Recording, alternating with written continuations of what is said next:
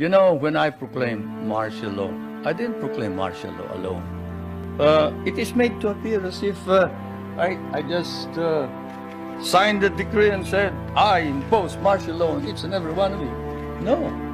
I asked the legislature to please pass a law proclaiming martial law because there was anarchy in the country. Now, let me say this, the opposition was strong, and they were members of the Security Council, and somehow they adopted the resolution which required that there be a unanimous vote for the armed forces to be able to move, and therefore the armed forces was immobilized. At the same time, I asked the opposition party to come and join me in a coalition government. I offered one half of the cabinet. And of course they laughed at me and said, why should we join you? We're going to take over the government.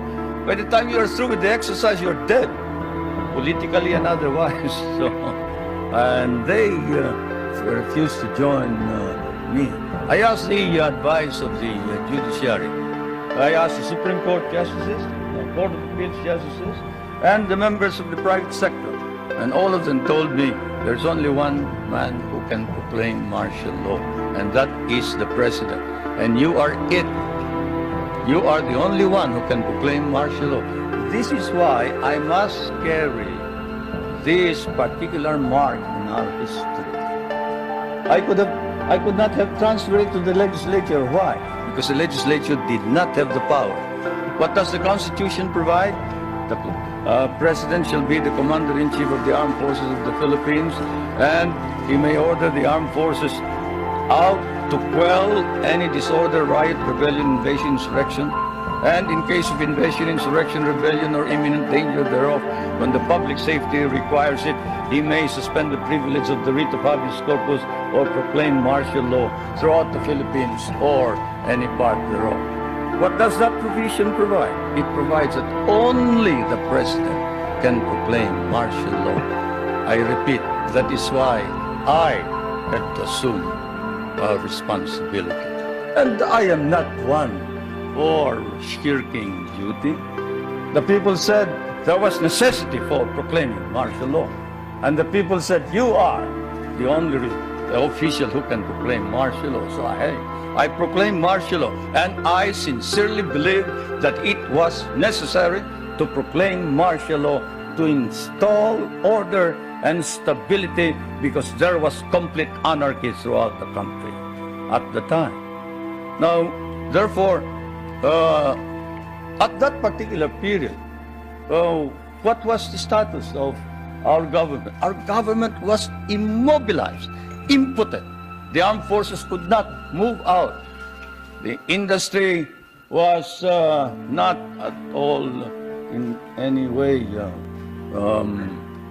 moving. There was no income coming into government. Everybody was running away. They burned the U.S. partly burned the U.S. embassy, tried to burn it anyway. They tried to kidnap the American ambassador. American ambassador was Byron, Ambassador Byron. And they tried to kidnap our foreign minister, Romulo, whom you just saw today.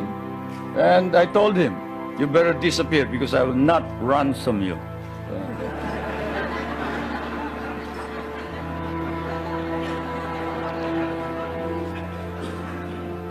But whatever it is, they burned the Manila International Airport, they bombed the Supreme Court, they bombed the Constitutional Convention, they bombed the City Hall, they burned part of Malacanang Palace, they attempted to kidnap my children, they attempted to kill the president 8 times.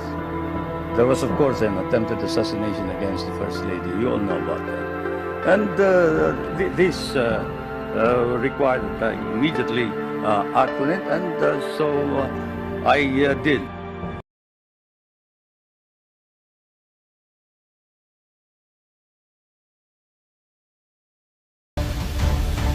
Because of their hatred for Marcos, they came up with the Constitution. Bugado, marami man tayo dito. The President can declare martial law.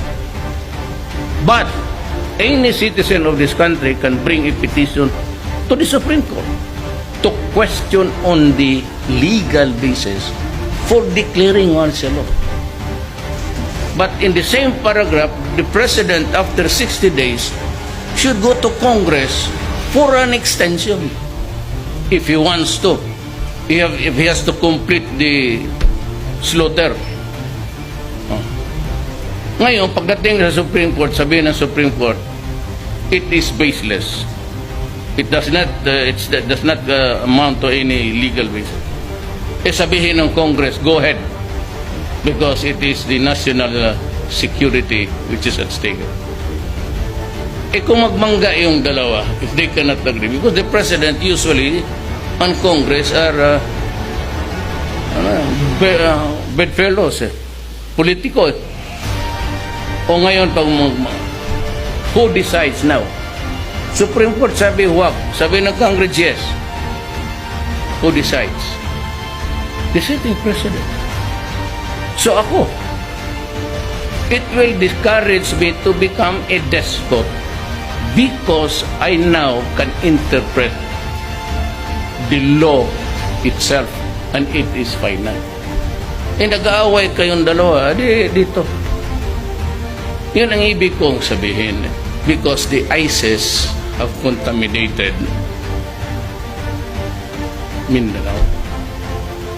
Alam mo, you see it, CNN TV, putok dito, putok doon. And the ISIS are very, very cruel thing. I don't know what drives them crazy, but they burn children, they make young women by the thousands as slaves. Ayan ang delikado. Hindi pa dadating yan. Baka media kasi hindi nakikinig eh. Ang marinig lang nila yung martial. Hindi ako stupido. Mas bright tayo sa kanila. Alam mo, sa totoo lang, kung mas bright sila sa akin, sila ngayon ang gumagamit nito. Ito namang newspaper, Duterte martial law. I will not declare martial law. At kung mag-declare ako ng martial law, hindi ako mag-ingay. At magtanong anong basis, tangina ka, wala kang pakialam. Basta tumahimik kayong lahat.